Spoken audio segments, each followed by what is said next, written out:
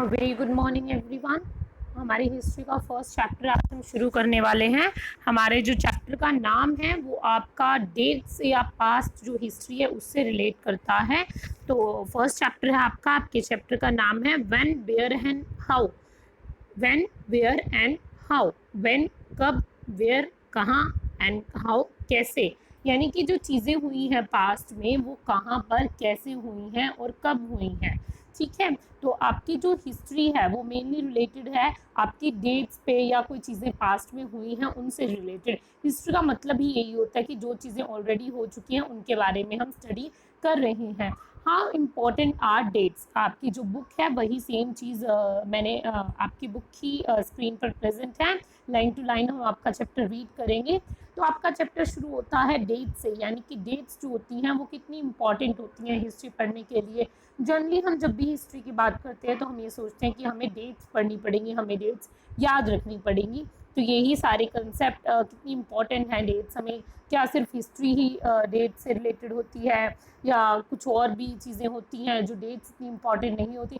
मतलब क्या सब चीज़ें हैं, कहाँ से क्या चीज़ें शुरुआत हुई है, कैसे हम चीज़ों को पढ़ना शुरू करेंगे, वो सारी चीज़ें हम इस चैप्टर में पढ़ेंगे। There was a time when historians were fascinated with dates. Fascinated with dates का मतलब है, मतलब बहुत ज़्यादा इंटेंसिव सीरियस होना, बहुत ज़्यादा ध्यान देना डेट्स के बारे में। Then there were the heated debates about the dates on which the rulers were crowded or the battles were fought in। यानी कि वो डेट्स याद रखना या उन डेट्स के बारे में सुनना ज़्यादा चर्चा में था जिन डेट्स पे रूलर ने क्राउंड, यानी कि जो लोग थे राजा बने थे या जो युद्ध हुए थे, यानी कि वर्ल्ड वार फर्स्ट कब हुआ, वर्ल्ड वार सेकंड कब हुआ, इस तरीके की चीज़ों की डेट हमें याद रखनी ज़रूरी होती थी। In the common sense notion the history was synonymous with the dates. यानी कि जब भी हम हिस्ट्री की बात करते हैं तो हम हमेशा ये बात करते हैं कि हमें डेट्स बहुत ज़्यादा याद रखनी पड़ेंगी। You may have heard people say, I find history boring because it is all about memorizing dates. Is such a conception true? जब भी हम हिस्ट्री की बात करते हैं तो लोग ये कहते हैं कि हिस्ट्री बहुत बोरिंग होती है क्योंकि हमें बहुत सारी डेट्स याद रखनी पड़ती है।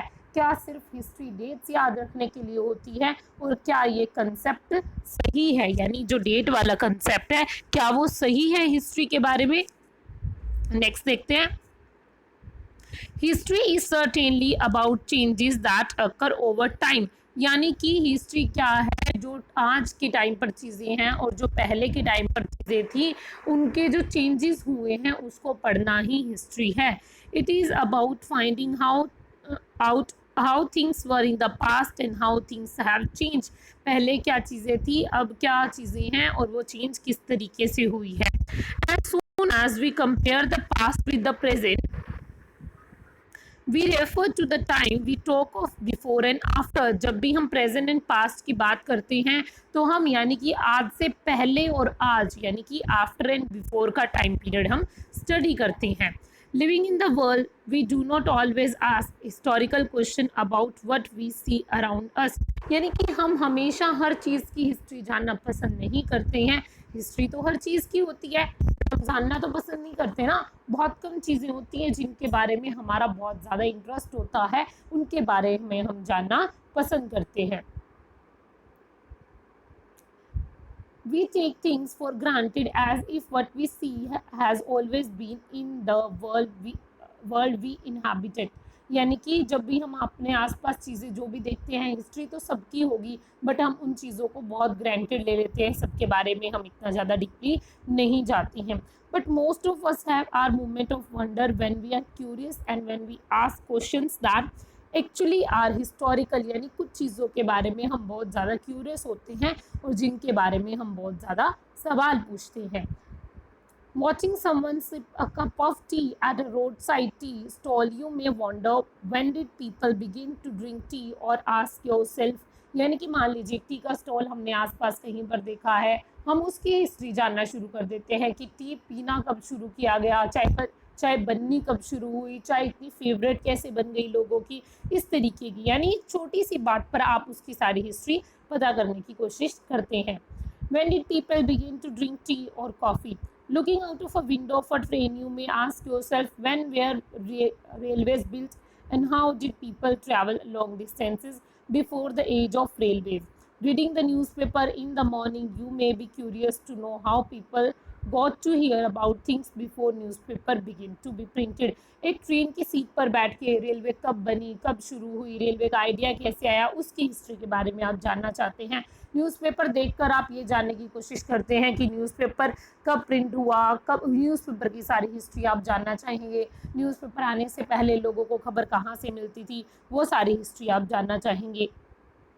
तो इस तरीके की जो चीज़ें होती हैं, यानी कि एक पर्टिकुलर चीज़ के बारे में आप सारी की सारी हिस्ट्री पता करने की कोशिश करते हैं। तो कोई भी चीज़ हो सकती है, किसी में भी किसी भी पर्सन की क्यूरियोसिटी हो सकती है।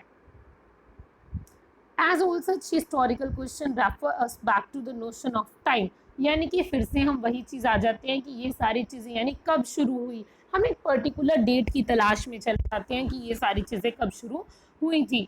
But time does not have to be always precisely dated in terms of a particular year or a particular month, यानी कि यहाँ पर एक पर्टिकुलर डेट या पर्टिकुलर टाइम फिक्स हो ये ज़रूरी नहीं है। यानी कि युद्ध कब चला या युद्ध कौन सी डेट को शुरू हुआ या युद्ध कब ख़त्म हुआ, इस तरीके की चीज़ें, या कोई मूवमेंट कब शुरू हुआ, वो मूवमेंट कब ख़त्म हुआ, पर्टिकुलर डेट किसी चीज़ की यहाँ पर इस तरीके से फिक्स नहीं की गई है।